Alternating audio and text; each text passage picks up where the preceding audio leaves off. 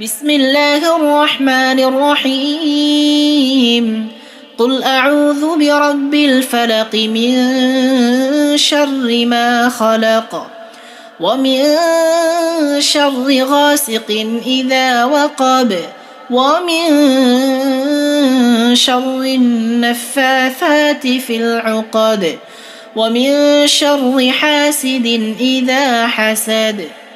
بسم الله الرحمن الرحيم قل أعوذ برب الفلق من شر ما خلق ومن شر غاسق إذا وقب ومن شر النفاثات في العقد ومن شر حاسد إذا حسد.